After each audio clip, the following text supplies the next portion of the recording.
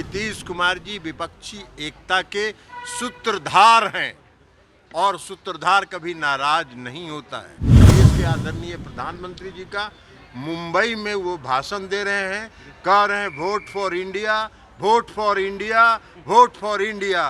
तो अब Modi ji vote for India के लिए वोट मांगे और मैदान छोड़कर चले और 15-16 पार्टी को पूर्वोत्तर राज्य से बुलाए। तो ऐसा जमा करते रहिए, ये आपके हताशा का और घबराहट का परिचायक है। 2024 का चुनाव आप बुरी तरह पराजित हैं। अमेरिका से जब लौट के आए थे तो महाराष्ट्र के बारे में जो उन्होंने चर्चा की थी, किसको भ्रष्टाचारी कहे थे, वो सारे आज किनके पास हैं, इसका भी तो जवाब आदरणीय प्रधानमंत्री जी दे। नमस्कार, आप देख रहे हैं आरएडी न्यूज़। मैं हूं योगेश चक्रवर्ती। बेंगलुरु में इंडिया यानी कि India National Democratic Inclusive Alliance की बैठक हुई और इस बैठक के बाद तरह तरह के कयास लगाए जा रहे हैं।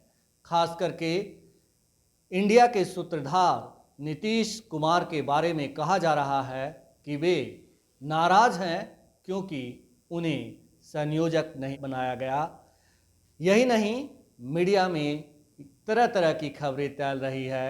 कोई ये कह रहा है कि चुपचाप बैठे हो, जरूर कोई बात है, तो कोई कह रहा है कि आखिर क्या वजह है कि लालू, नीतीश और तेजस्वी बेंगलुरु से गायब हो गए। तो कयासों और अफवाहों का बाजार गर्म है, लेकिन इस अफवाहों और कयासों पर जेडीयू के राष्ट्रीय अध्यक्ष ललन सिंह ने विराम लगा दिया है। उन्होंने साफ साफ शब्दों में कहा है कि कोई नाराजगी नहीं है, ये बीजेपी का यानी कि बीजेपी समर्थित मीडिया का प्रोपगंडा है, दुष्प्रचार है, बस इससे ज़्यादा और कुछ नहीं। बेंगलुरु में इंडिया का नाम फाइनल किया गया और जो औपचारिकताएं थी पूरी की गई। आगे की कार्रवाई महाराष्ट्र में होगी और वहाँ जो है समन्वय समिति बनेगा। यही नहीं, ललन सिंह ने यहाँ तक कह दिया कि अब इंडिया तैयार है और पीएम मोदी इंडिया के लिए वोट मांगे और अपनी विदाई के लिए तैयार हो जाएं। देखिए किस तरह से ललन सिंह ने एक एक बिंदु को साफ कर जो भ्रम फैला रहे हैं लोग, उन्हें बता दिया कि आपके भ्रम से, आपके अफवाह से कुछ होने वाला नहीं है। नीतीश कुमार इंडिया के सूत्रधार हैं और सूत्रधार कभी नाराज नहीं होते। सुनिए जेडीयू के राष्ट्रीय अध्यक्ष ललन सिंह को। नाराजगी की खबर आ रही है कि आप लोगों ने ये सब जो इस देश के आदरणीय प्रधानमंत्री नरेंद्र मोदी जी हैं, उनके नियंत्रण में जो मीडिया है उसका दुष्प्रचार है। कई तरह के दुष्प्रचार होते रहते हैं।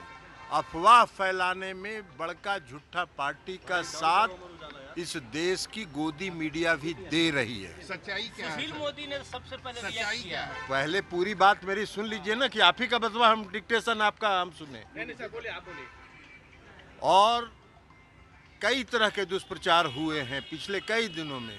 कभी हुआ कि जनता दल यू का आरजेडी का विलय होगा, यह दुष्प्रचार गोदी मीडिया ने चलाया। फिर हुआ कि जनता दल यू में आरजेडी में खटपट है, ये दुष्प्रचार गोदी मीडिया ने चलाया। और अब चला रहा है नीतीश कुमार जी नाराज हैं। काहे का नीतीश कुमार जी नाराज होंगे?